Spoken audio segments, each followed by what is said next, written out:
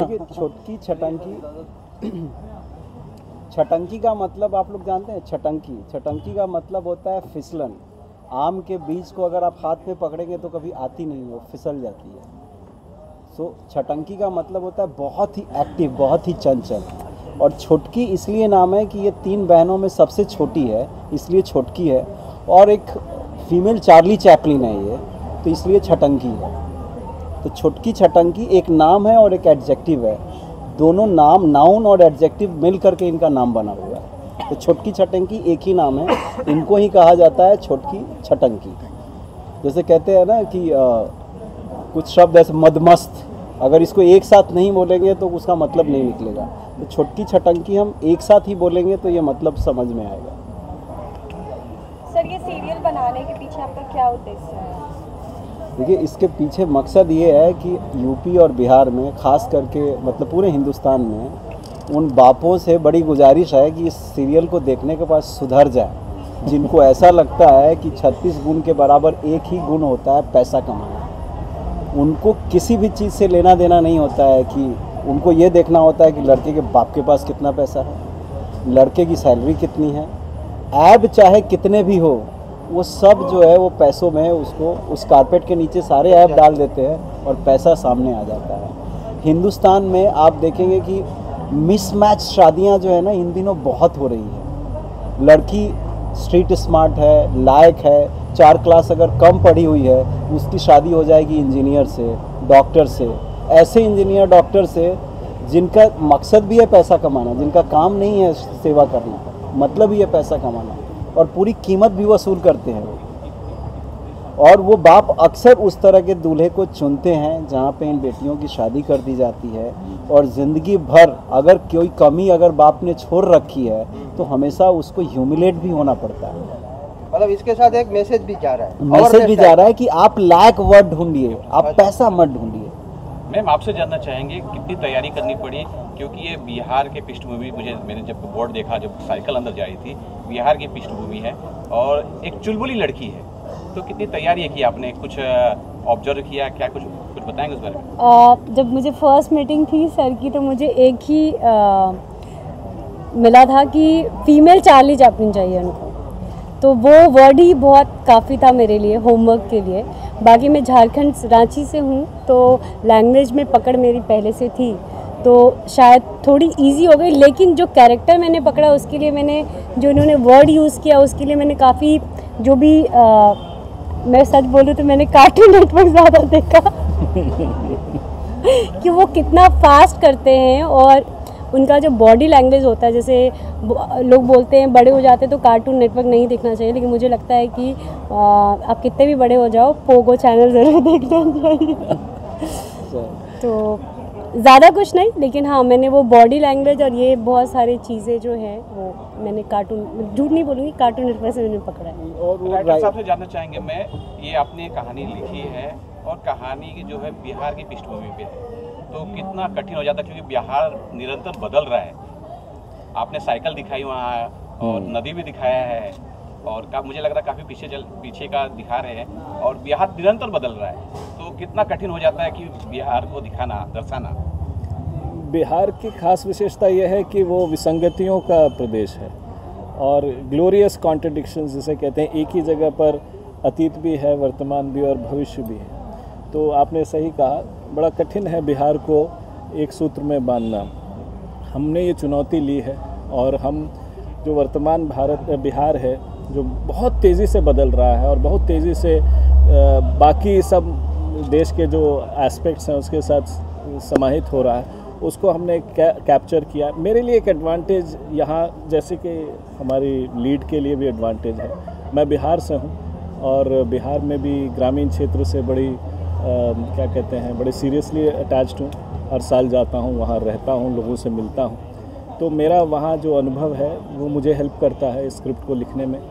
मैं बिहार के मिथिलांचल क्षेत्र से, साउथ बिहार से हूँ, भागलपुर बांका से, तो वहाँ की अंगिका की जो बोली है वो हिंदी से मिलकर और भी खूबसूरत हो जाती है, तो मुझे उसका एडवांटेज है। I have that advantage.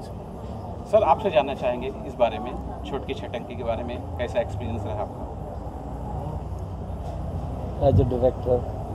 देखिए क्या है कि जब आप एक सिंपल शो करते हैं ना, जो हिंदी के चैनल्स में आ रहे हैं, तो वो क्या, वो सिंपल शो आपको मालूम है कि आप जाओगे, स्क्रिप्ट मिल जाएगी और कर लिया जाएगा। लेकिन जब आप कोई ऐसा शो करते हो कि जिसमें कैरेक्टर है, जिसमें एक मैसेज है, और जो कि एक कहीं किसी प्रदेश को बिलोंग करता है, तो आपके पास चैलेंज ये हो जाता है कि आपको वहाँ का बहुत कुछ दिखाना है।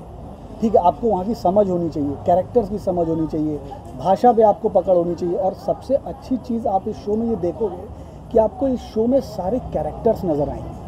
मतलब कोई भी जितने भी टेलीविज़न पे शो चल रहे हैं, मैं कह सकता हूँ कि आप कोई भी शो उठा के देखोगे, बाप बाप है, माँ माँ है, भाई भाई है, बहन बहन है।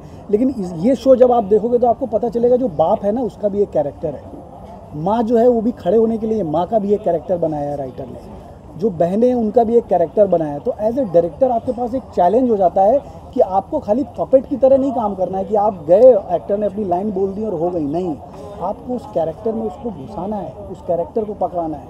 वो लाइनों में जो राइटर ने जो लाइनें लिखी हैं, वो लाइनें आपको एक्टर से बुलवानी है। तो एज ए डायरेक्टर इस तरह का शो जो है, जो जिसको हम कहेंगे ये देसी शो है, इसको करने में आपके सामने बहुत चैलेंजेस आते हैं। सर मैं पहला एपिसोड देख रहा था, हाँ, मैंने समझा कि कैरेक्टर तो इन्होंने बहुत अच्छा प्ले किया है, लेकिन मैंने ये भी ध्यान दिया है कि बैकग्राउंड जो म्यूजिक थी, हाँ, वो बहुत अच्छा शूट करा था। बहुत उस बारे में बताइए किस तरह से उसे आपने लिया। बैकग्राउंड म्यूजिक जो है वो हमारे म्यूजिक डायरेक्टर विनय सिंह करके हैं, उन्होंने किया है।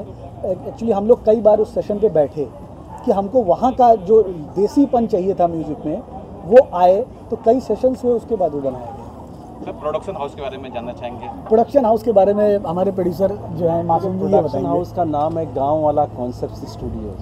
ठीक है, तो प्रोडक्शन हाउस जो है शुरू से ही, इस प्रोडक्शन हाउस के पीछे विज़न सिर्फ यही है। गांव वाला वर्ड सिर्फ इसलिए है कि सबसे विशुद्ध चीज़ जो होती है ना, वो गांव होती है। हवा भी विशुद्ध आपको मिलता है, खाने को भी विशुद्ध मिलता है, पीने को भी विशुद्ध मिलता है, वातावरण भी विशुद्ध मिलता है। तो अगर बहुत ही रूटेड अगर एक कोई क्रिएटिव ब्रेन है और अगर वो सोचना शुरू करता है, तो मुझे लगता है कि गांव वाला आप जैसे ही कहते हैं, एक विशुद्धता का एक बहुत बड़ा जो है एक होराइजन आप खोल देते हैं।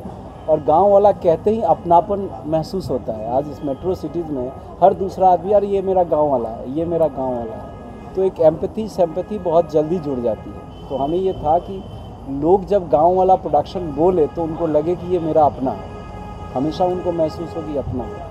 और गांव वाला का मकसद भी है कि बहुत ही रूटेड शोज़ हम सामने लेकर के आए, वो चीज़ें जो धीरे धीरे गुम हो रही है, उस चीज़ को हम वापस रीएक्सप्लोर करें। सर आपसे ये भी जानना चाहेंगे, आपके प्रोडक्शन से कौन कौन सी जो धारावाहिक या फिल्म कुछ बनी है या और कौन सी आने वाले हैं, कुछ उस बारे में बताइए सर। देखिए, हमने तो टेलीविज़न में बहुत ज़्यादा काम किया है, और टेलीविज़न में हमने इससे पहले 4-5 टेलीविज़न शोज़ बनाए हैं।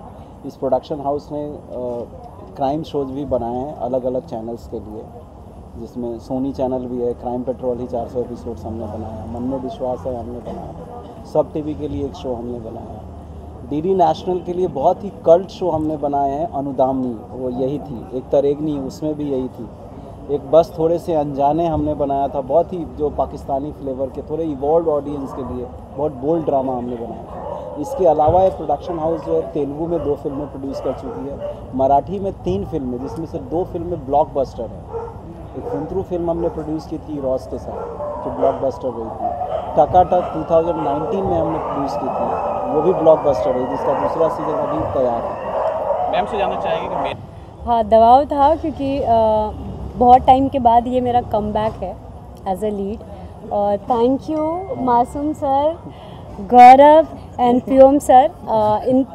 आज जो मैं छुटकी दिख रही हूँ, ये इन तीनों की मेहनत है, मैंने बस इनको फॉलो किया है। बाकी और ऑफ कोर्स हमारे डीओपी सुरेश जी और शंभू जी और रंजीत जी, उन्होंने बाबूदा बहुत मेहनत की है उन्होंने। तो आज जो छुटकी आप सबके सामने इतनी अच्छी, इतनी चुलबुली दिख रही है, क्योंकि शॉट ऐसे होता था कि ये तो हमेशा रहते थे, हर सीन के बाद बताते थे, फिर ये उसको कंसीव करते थे, देन ये हमको बोलते थे, फिर सर उसमें से और मसाला जो भी होना चाहिए। जब हम शॉट लेते थे तो लिटरली जब हम शूट करते थे तो ये और जो हमारे डीओपी सर वगैरह हैं, वो मज़ा नहीं आया, एक और करते। तो मुझे ऐसा लगता है कि एक छुटकी को इस्टेब्लिश करने के पीछे इन सबका हाथ है, नहीं तो आज जो मैं दिख रही हूँ वो मैं नहीं दिख सकती, क्योंकि जब आप करते हो ना तो आपको ये नहीं पता चलता है कि आप सही कर रहे हैं, गलत कर रहे हैं या किस लेवल पे कर रहे हैं। जो ऑडियंस होती है या जो देख रही होती है उनको सबसे ज़्यादा अच्छा ग्राफ पता चलता है कि उनको क्या चाहिए और किस लेवल का चाहिए। सर मैं आपसे जानना चाहूँगा कि जब आप रीटेक बोलते थे, क्योंकि रीटेक होता है, जब ये बोल रहे हैं कि मज़ा नहीं है, बार बार रीटेक हो रहा था, कितनी नर्वस हो जा रही थी, क्या तैयार थी वो रीटेक को एक्सेप्ट कर रही थी कि नहीं अच्छा सीन नहीं हुआ है? नहीं, सुप्रिया जो है ना हमारे साथ बहुत सारे शोज़ कर चुकी है। हम लोग मेरे ख्याल से 10 साल से साथ में जाना और कई सारे शोज़ हम लोगों ने किए, तो इसको मेरा नेचर मालूम है, मुझे इसका नेचर मालूम है, और मुझे मालूम है कि ये कोई भी काम जैसे है ना तो बड़ा डेडिकेशन से करती है। सर सही हो रहा है ना, अच्छा हो रहा है ना, और इसको ये मालूम है कि मैं ऐसे बोलूँगा नहीं कि हाँ ठीक हो रहा है, जब तक अच्छा होगा नहीं ना तो मैं करता ही रहूँगा। ये मेरी आदत है, वो कोई भी हो कि नहीं अगर नहीं हो रहा तो फिर आपको करना ही पड़ेगा, कुछ भी हो। और सुप्रिया के साथ चूँकि काम कर रहा हूँ इतने सालों से, तो हम दोनों एक दूसरे को अच्छे से जानते हैं। सर से जानना चाहूँगा, सर आपका किस प्रकार का किरदार है इसके अंदर? मेरा किरदार बड़ा ही खूबसूरत कैरेक्टर है, बाहर से नारियल की तरह सख्त और अंदर से बड़ा ही सॉफ्ट और मुलायम। ये किरदार ऐसा है कि समाज में इसकी अपनी प्रतिष्ठा है, लोग इसे नकारात्मक चरित्र समझते हैं क्योंकि ये शक्ति संपन्न है, ये रंगदारी करता है, बाहुबली है, ठेकेदारी करता है। तो इसके बारे में बहुत सारी भ्रांतियां हैं, प्रचलित हैं, कुछ सही भी है कुछ गलत भी। लेकिन ये अपनी बिटिया के मामले में बड़ा ही भावुक पिता है, क्योंकि इकलौती बिटिया है उसकी, और उसके तकलीफ़ों को ये सह नहीं पा रहा है। ये कोशिश कर रहा है कि किसी तरीके से मैं इसकी तकलीफ़ें दूर कर दूँ। ड्रामा वही है कि वो जो दोनों परिवारों के बीच में इस संबंध में जो मतभेद होते हैं वही असली मज़ा है। अब सारी बातें बता दूँ तो फिर मैं सर से जानना चाहूँगा, सर इतने अच्छे कलाकार को आपने लिया, किस प्रकार से ये बोर्ड पे आए? क्योंकि इसमें 3 लड़कियाँ हैं, 3 बहनें हैं, एक पिता है, जो मैंने अभी देखा है पंडित जी भी है, सर को देख रहा हूँ, किस प्रकार से सारी चीज़ें आपने इकट्ठे के साथ कलाकारों को कैसे रोल पे आए? देखिए इस शो में जितने भी एक्टर हैं ना, ये कहते हैं ना हम इंडस्ट्री में जब काम करते हैं, मैं लगभग 20 से 25 television main stream shows as a creative director बना चुका हूँ। तो सारे शोज में सब लोग कहीं ना कहीं मेरे साथ काम किए हुए, तो सबको एक एक टेक्स्ट किया गया, बात की गई और बोला गया। सब लोग अगर हाँ बोलते हो तो ये बहुत कम बजट का एक शो है, पर शो में कॉन्सेप्ट में गहराई है, साथ दो तो बनाएंगे। तो किसी ने अपना एक बहुत ही इतना बड़ा डिमांड नहीं रखा जो ये बाज़ार से जो लेते हैं, तो हर किसी ने अपनी मेहनत है ना ऐसे कट किया है जैसे हम मोहब्बत में बिके हुए लोग हैं। सर गाँव वाली की अगली रणनीति क्या है? राजनीति में तो है नहीं कि रणनीति बनाएंगे, नहीं आगे क्या मतलब कर रहे हैं, आगे किस तरह का शो, किस तरह के कॉन्सेप्ट को ला रहे हैं? वो कहना तो मुश्किल है, लेकिन गांव वाला जितनी भी चीज़ें कर रहा है वो इनोवेटिव कॉन्सेप्ट है दोस्त। और गांव वाला की मोस्टली जितनी प्रॉपर्टी हम लोग बना रहे हैं वो इंडिपेंडेंट प्रॉपर्टी है। गांव वाला वो प्रोडक्शन हाउस नहीं है जो पहले चैनल में जाता है और पूछता है कि जाल में फंसोगी मछली से, और फिर जो है वो जाल फेंकता है। हम पहले अपना शो कंसीव करते हैं, ऐलान कर देते हैं कि हम शो बनाने जा रहे हैं, भाई जिसको अच्छा लगेगा लेना, नहीं लोगे तो यूट्यूब पे डाल दूंगा या कहीं बेच लूँगा इंटरनेशनल मार्केट में। सर आखिरी आपसे ये जानना चाहेंगे, क्या अपील करेंगे इस चैनल के माध्यम से जो लोग देख रहे हैं, दर्शकों को क्या कुछ बोलना चाहेंगे? तो उनको ये शो MX प्लेयर पे मिलता है, MX प्लेयर पे देखें, आज़ाद पे अगर वो देख पा रहे हैं तो आज़ाद पर वो देखें। ये शो को देखें ज़रूर, क्योंकि अगर उन्होंने 4 एपिसोड भी अगर देख लिया, सस्टेन कर लिया, तो आगे के 260 एपिसोड बिना देखे वो रुक नहीं सकते।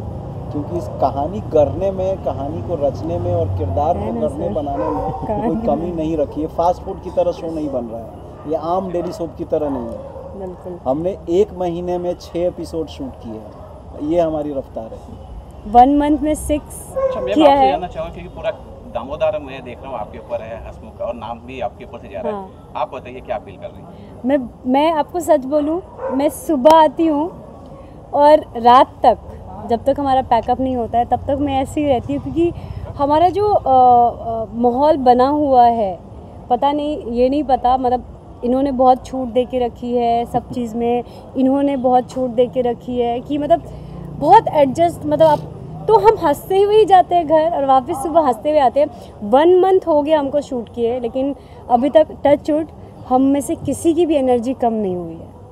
मैम, छोटे शहर से आके यहाँ पे अपना बनाना, एक मुकाम बनाना कितना टफ है? रांची जैसे छोटे शहर से आके यहाँ पे अपना टीवी इंडस्ट्री में एक बड़ा नाम बनाना कितना टफ है, कितना मुश्किल है? टफ बनाना टफ नहीं है, टफ वो हो जाता है जब आपकी फैमिली सपोर्ट ना करे तब, क्योंकि आपको ही पता है जब हम छोटे शहर, मतलब रांची छोटा नहीं है, लेकिन क्या होता है कि वहाँ अगर कितने भी पढ़े लिखे लोग हैं ना, जैसे मेरे घर में भी है, तो उनकी मेंटालिटी वैसी चलती है। दूसरा करेगा तो वो बहुत अच्छा लगता है, वो सीरियल देखेंगे, लेकिन अपने घर के लोग नहीं करना चाहिए, तो वो एक स्ट्रगल है। और वो आपको बहुत फील कराता है कि यार हम मेट्रो सिटी के होते, हम ऐसे होते तो हमारे घर में जो जहाँ आज हम हैं शायद उससे बहुत ऊपर होते, क्योंकि अभी भी हमारे घर में हो गया ना, शौक से कर रही हो ना, हो गया ना, ऐसी बातें चलती है, तो बहुत टफ है वो। Thank you so much. किरदार क्या होगा, कुछ उस बारे में? मेरे कैरेक्टर का नाम है रुमाल, और रुमाल इनकी फैमिली का बहुत ही अटूट हिस्सा है। मेरे पिताजी के जाने के बाद और हमारे मास्टर साहब ने मुझे पाला पोसा है और बड़ा किया है, और घर का इकलौता मैं मेल पुरुष सदस्य हूँ जो घर के बाहर के सारे काम करता है। तो बहनों में बहन बन जाता है, पापा के बीच में बेटा बन जाता है, माँ के साथ उनका लाडला बन जाता है, तो सिचुएशन के अकॉर्डिंग ये चेंज हो जाता है। आपसे जानना चाहेंगे कि आपका किरदार कैसे? मैंने तो देखा आप रोते हुए हैं, रियल लाइफ में भी इस तरह है क्या? रियल लाइफ में बिल्कुल ऐसी नहीं है, मेरा कैरेक्टर इसमें बड़की का है, और बस आपने देख ही लिया मुझे रोते हुए, इतना ही मेरा कैरेक्टर। तो ये बताइए, कांदे से रो रहे थे कि या सीरियल देख के रो रहे थे या ग्लिसरीन लगा लिए थे? ग्लिसरीन बिल्कुल नहीं लगाया था, थोड़ा थोड़ा प्याज वाला भी लग रहा था, उसके बाद में प्यार वाला भी जो दिखाया है कि जो सीरियल देख रहे थे ना सास बहू वाला, तो थोड़ा प्यार, क्योंकि पापा जी शादी कर रहे हैं ना मेरी बहुत जल्दी, और विदा करने की तैयारी है। अच्छा, पापा जी से जानना चाहेंगे, पापा जी ये जब किरदार आपको प्ले करना था, एक वैसा पिताजी जो धन के पीछे लगा हुआ है, मेरे ख्याल से उसमें अपनी बेटी की खुशी से ज़्यादा उसे धन की चिंता थी। बिल्कुल है। तो सर उस बारे में बताइए कि उस बारे में यही है कि मतलब जो मास्टर शिवोत्तम शर्मा है वो धन को नहीं हिलने देगा, बाकी सब चीज़ें ठीक है, लेकिन हाँ बेटियों की भी केयर करता है वो, लेकिन धन थोड़ा सा पहले है। और वो चाहता है कि धन से जो है ना वो अच्छे दामाद या अच्छी चीज़ें वो खरीदी जा सकती हैं, पैसा मतलब इतना वो इम्पोर्टेंट चीज़ है। जी, मम्मी जी से जानना चाहेंगे मम्मी किरदार के बारे में, क्योंकि आप जब अपनी बेटियों के पास जाते हैं तो उनकी जैसे हो जा रही हैं, और जब पापा आते तो किस तरह का हो रहे हैं, तो देखा नहीं मैंने, टेरर ही टेरर। तो उस बारे में कुछ बताइए। हम नारायणी शर्मा प्ले कर रहे हैं, तो हम टीम है हमारी बच्चियों के साथ, और पापा बहुत स्ट्रिक्ट है तो घर में उन्हीं की चलती है, बट हमारा एक अपना गैंग है, मतलब हम जो चाहते हैं वो डिसाइड करके उनसे करवा भी लेते हैं। छुटकी इज़ द मेन रक्षण करता, और उनका हमेशा से वो रहा है कि she takes a lead and she is a leader of the family. तो ऐसे कुछ छोटी छोटी चीज़ें और होती है घर में, तो वी सपोर्ट ईच अदर। प्यार तो बहुत है पापा से भी, और पापा का पैसा ही सब कुछ है, तो हम उस तरह से थोड़ा सा उनको मनाने की समझाने की कोशिश करते हैं, पर पापा हमारे बिना पैसे के किसी की नहीं सुनते। ये है एक ऐसी किरदार छुटकी जिससे मैं थोड़ा सा, जो मास्टर जी हैं वो थोड़ा घबराते हैं, मतलब ये बात मनवा लेती है अपनी। अच्छा, आपसे जानना चाहेंगे आपका क्या किरदार है? मुझे लग रहा है आप पढ़ाकू होंगी उसके अंदर। हाँ, मैं बहुत पढ़ाकू हूँ और वह किताबें लेके घूमती रहती हूँ, बट रियलिटी में वैसी नहीं हूँ। कॉमिक्स रखे हैं, कॉमिक्स रखे हो। अच्छा, आपका जानना चाहेंगे, मैंने आपको आज तो देखा नहीं है, आपके किरदार के बारे में जानना जी। मैं प्ले कर रही हूँ इनके सबसे बड़े बेटे की वाइफ, और मेरी एंट्री भी कल ही होने वाली है। ये बहुत ही पावरफुल कैरेक्टर है, नेहा नाम है मेरा। और क्या होता है कि शादी के समय जब उन्हें पता चलता है कि पढ़ी लिखी नहीं है, तो इनके बेटे जो है मुझे इतना पसंद नहीं करते, चले जाते हैं। तो मैं किस तरीके से उनका दिल जीतने के लिए अपने आप को एजुकेट करती हूँ, और कैसे शेक्सपियर पढ़ के, जो एक बिल्कुल गंवार लड़की है, कैसे 5 सालों में अपने आप को बदलती है उनके बेटे के लायक बनने के लिए। वो डॉक्टर है, बॉम्बे में रहता है, तो एक दिन किसी दिन ऐसा है कि वो मुझे अपना ले, उसके लिए वो अपने आप को एजुकेट करती है। तो it's a very powerful character. दरअसल क्या है ना, मैंने अपने बेटे की शादी करने के लिए, मेरे पास पैसे थे नहीं, तो मैंने देखा इसका जो बाप है ना वो गुंडा मवाली भी है लेकिन ठेकेदार है, पैसे वाला है। तो मैंने उससे पैसे लेके डॉक्टरी कंप्लीट करी। अनपढ़ को जो है ना, ये पढ़ लिखी थी नहीं, और मैंने ताकि मेरा बेटा US जाके डॉक्टरी की बढ़िया सी बड़ी डिग्री ले आए, और ये हो गया। अभी मुझे इससे कोई फालतू मतलब नहीं है ना। और इसके बाप से भी हम चाह रहे हैं कि किसी तरह अंदर ही अंदर छुटकारा सा शादी की रात हो से जाए। वो अपनाता नहीं है बहू को और चले जाते हैं छोड़ के, तो बस वो उसी आग में जल रही है और वो अपने आप को कैसे उनके लायक बनाने के लिए कर रही है। It's all about that. अच्छा, अब मैं लास्टली आपसे जानना चाहूँगा, आपके जो फैमिली है बहुत अलग अलग कैरेक्टर है। पापा जी का कैरेक्टर अलग है, मम्मी का अलग है, इनका अलग है, तो पूरी फैमिली आपको किस प्रकार से लगी? बहुत वो कहते हैं ना कि ज़्यादा अगर शक्कर हो जाए तो डायबिटीज़ हो जाती है, और खट्टी मीठी और सब नमकीन चीज़ें हो तो वो फैमिली में हंसी खुशी, मतलब हमेशा हैप्पीनेस रहता है।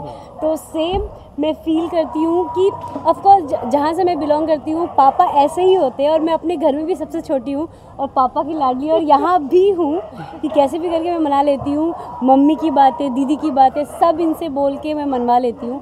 और देखा जाए तो इतने दिन शूट करके हम सब सच में फील करते हैं, जब हम सिस्टर का सीन होता है तो लिटरली हम ना रीटेक इतना होता है क्योंकि हमको हंसी आ जाती है सीन करते करते, इतनी अच्छी बॉन्डिंग है। या मम्मी के साथ सीन कर रहे हैं या पापा के साथ सीन कर रहे हैं, कई बार तो ऐसे मैं बोलती पापा ये भी ऐसे होते हैं, तो वैसा इतनी अच्छी बॉन्डिंग हो गई है। और मतलब इसमें सच में मैं फील करती हूँ मेरी बड़ी दीदी वो बिल्कुल ऐसे ही थोड़ी वीक रोने वाली, और ये इसमें बिल्कुल मेरी जो बीच में, मैं भी 3 बहन हूँ और एक भाई है, तो वो भी बहुत पढ़ाकू थी, तो मैं बहुत फील करती हूँ। And the best thing about Supriya is she such a great को आर्टिस्ट टू वर्क विद। जैसे हमारे सीन्स अगर कुछ है तो उसमें जान डालने के काम हमारे अलावा वो भी करती है। सो उसमें क्या होता है, हमारा सीन बहुत अच्छा खिल के आता है, and thank you for that. Actually ना ये रियल लाइफ में भी ऐसा जो कैरेक्टर इसका है ना, ये चुलबुली वैसी ही रियल में भी वैसी ही है। ये तो हमने यहाँ देखा, पूरे सेट को परेशान करती है, ऐसे जैसे सीरियल में कर रही है वैसे सेट को परेशान करती रहती है। But it's a good energy, so all are happy and chirpy.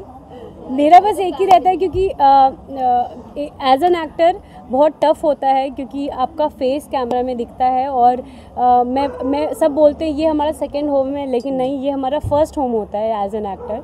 और हमको हर टाइम आपके दिमाग में क्या चल रहा है, आपके घर में क्या हुआ है, या आप जब घर से निकले हैं तो आपके साथ रास्ते में क्या हुआ है, वो सब मैटर नहीं करता, क्योंकि जब एक बार कैमरे में जो चीज़ छप जाती है ना, वो छप जाती है।